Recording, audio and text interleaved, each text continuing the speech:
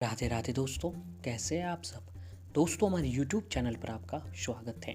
हमारे इस चैनल को सब्सक्राइब कीजिएगा और हमारे वीडियो को लाइक, शेयर और कमेंट ज़रूर कीजिएगा।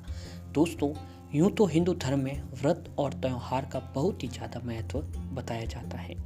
लगभग साल के सभी 12 महीनों में शायद ही कोई एक भी ऐसा महीना होगा जब कोई व्रत या त्यौहार न पड़ता हो।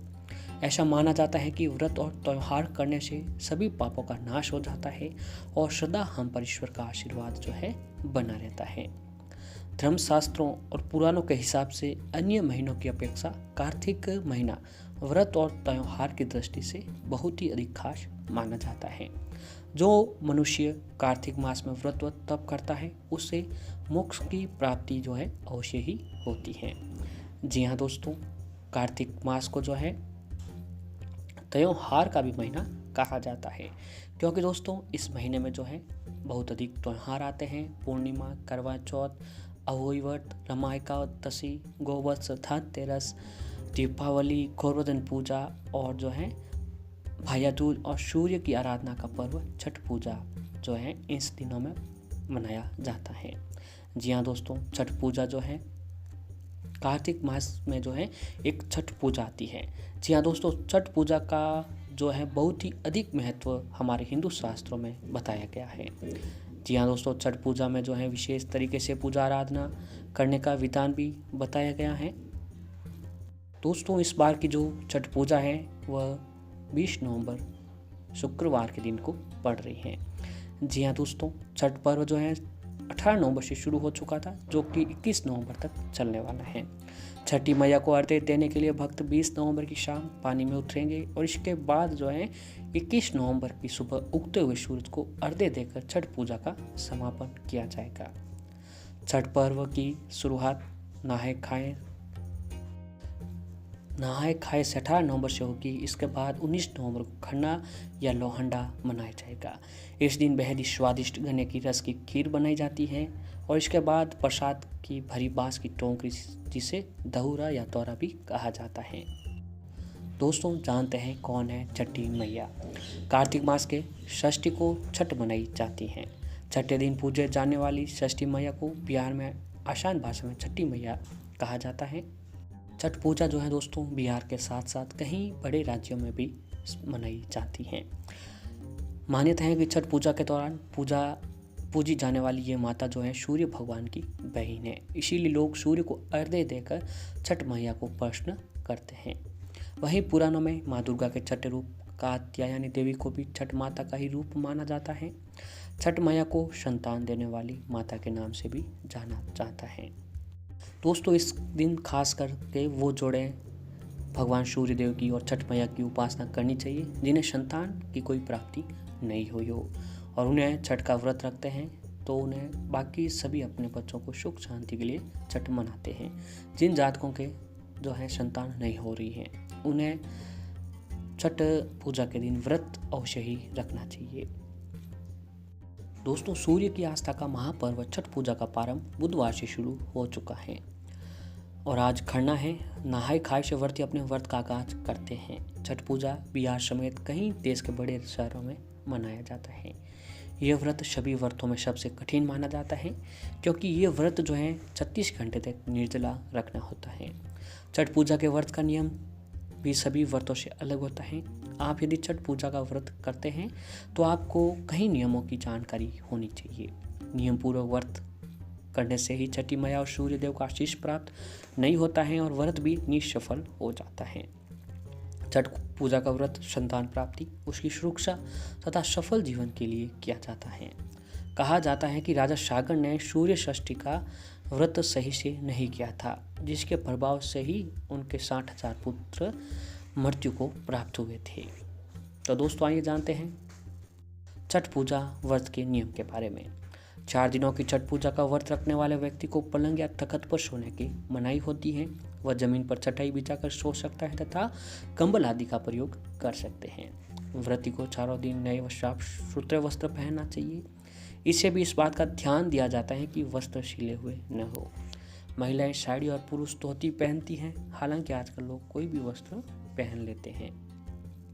व्रत करने वाले शख्स को मांस, मंदिरा, छुट्टी पाते, काम, क्रोध, लोभ, धूम्रपान आदि का प्रयोग नहीं करना चाहिए। और ऐसे ही आप छठ पूजा का व्रत रखते हैं तो परिवार के सभी सदस्यों को तामसिक भोजन से दूर रहना चाहिए। इन 4 दिनों में सात्विक भोजन जो आपको करना चाहिए। छठ पूजा में दोस्तों छठी मैया तथा भगवान भास्कर को ठेकुआ तथा कसार यानी चावल के आटे के लड्डू का भोग आपको अवश्य ही लगाना चाहिए।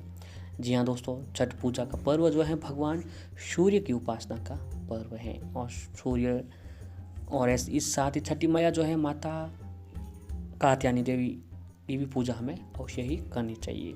दोस्तों छठ पूजा के दिन जो है भगवान सूर्य देव की बहन की पूजा की जाती है। तो ऐसे में दोस्तों अगर जो आप इस दिन आपको सूर्य देव को अर्घ्य जो है अवश्य ही देना चाहिए। जी हाँ दोस्तों, ये बहुत ही जरूरी है कि भगवान सूर्य देव को छठ पूजा के दिन आपको सूर्य को अर्घ्य देना अवश्य ही देना चाहिए। और ऐसे दोस्तों सूर्य को जल देते समय मात्र अगर आप लोटे में एक ये चीज़ डाल देते हैं तो आपको हर काम में सफलता मिलेगी, आपकी आयु दीर्घायु होगी और आपको जो है नई नई सफलता देखने को मिलने लगेगी। दोस्तों आइए जानते हैं उसके बारे में। शास्त्रों में सूर्य देव को जल को सबसे देना उत्तम समय माना गया है। कहा जाता है कि इस समय सूर्य को जल देने से सूर्य देव आपकी सारी मनोकामना पूरी करते हैं और जो है आपके घर में हमेशा सुख समृद्धि बनी रहती है। दोस्तों हम सूर्य को जल तो अर्पित कर रहे होते हैं परंतु उनका सही तरीका हमें पता न होने के कारण उसका पूर्ण फल हमें प्राप्त नहीं हो पाता है। तो दोस्तों जो भी व्यक्ति सूर्य देव को अर्घ्य देता है उस पर हमेशा भगवान सूर्य देव की कृपा प्राप्त बनी रहती है। और शास्त्रों में सूर्य को अर्घ्य देने का जो सही समय है वह ब्रह्म मुहूर्त में बताया गया है, जो कि 4 बजे से लेकर सुबह 7 बजे तक यानी सूर्य उदय होने के 1 घंटे बाद तक आप अर्घ्य दे सकते हैं। इस समय पूरा वातावरण शांत होता है, दिव्य ऊर्जाएं वातावरण में उपस्थित होती हैं जो कि पूजा पाठ के लिए बहुत ही जरूरी होती है। इस समय पूजा करने से आपकी प्रार्थना सीधे भगवान तक पहुंचती है और आपको हमेशा ब्रह्म मुहूर्त में ही सूर्य को अर्घ्य देना चाहिए। साथ ही ये ध्यान रहे कि जब भी सूर्य को जल दे रहे हो तब हमेशा आपको नंगे पैर जल देना चाहिए। और दोस्तों तो आपको छठ पूजा के दिन जब आप भगवान सूर्य देव को जो है अर्घ्य दे रहे हो तो उस समय दोस्तों आपको हमेशा तांबे के लोटे से ही आपको अर्घ्य देना चाहिए और उस पानी में दोस्तों एक चीज़ मिलाने से उसका और भी प्रभाव बढ़ जाए। तो दोस्तों जब भी आप षष्ठी पूजा के दिन यानी छठ पूजा के दिन आप सूर्य देव को अर्घ्य दे रहे हो तो उसमें आप जल तांबे के लोटे में पानी, रोली फूल और थोड़ा सा गंगा जल अवश्य मिला दीजिए। अगर हो सके तो इस दिन थोड़ा सा यमुना नदी का थोड़ा सा जल सूर्य को अर्घ्य देने वाले में पानी में मिला दीजिए, क्योंकि दोस्तों यमुना जो है सूर्य देव की पुत्री है और यमराज की बहन है। इसीलिए छठ पूजा के दिन सूर्य देव के जल में यमुना नदी का जल मिलाने से अकाल मृत्यु से छुटकारा मिलता है, हर काम में आपको सफलता मिलने लग जाती है और जो व्यक्ति यह काम करता है उसको भगवान सूर्य देव की कृपा से बहुत ही तेज प्राप्त होता है और हर काम में उनको सफलता ही मिलने लग जाती है। और दोस्तों छठ पूजा के दिन सूर्य देव को अर्घ्य देते समय सूर्य को मीठा जल चढ़ाने से भी बहुत ही लाभ मिलता है।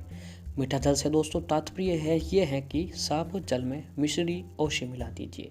इससे भी सूर्य देव को अर्घ्य देने का जो हमें फल प्राप्त होता है, परिणाम प्राप्त होता है, वह बहुत ही अधिक प्राप्त होता है। और सूर्य देव को जल चढ़ाया गया किसी के पैरों में स्पर्श ना करें। और दोस्तों सूर्य देव को चढ़ाया गया जल अगर आप थोड़ा सा सूर्य देव को जल चढ़ाते हैं तो उसमें से कुछ पानी आपको बचा लेना चाहिए। उसको अपने हाथों में लेकर अपने घर की चारों दिशाओं में घर के मुख्य दरवाजे पर उसे छिड़कते हैं। ऐसा करने से हमारे आसपास का वातावरण हमेशा पॉजिटिविटी बना रहता है और जो हमेशा घर में भगवान सूर्य देव की कृपा से सुख समृद्धि बनी रहती है। और दोस्तों हमेशा सूर्य देव को चढ़ाया गया जल आप अपने पौधों के गमलों में भी दे सकते हैं। इससे वो किसी के पैरों में नहीं आता है और इससे क्या है हमें कोई दुष्परिणाम भी नहीं मिलने लगता है।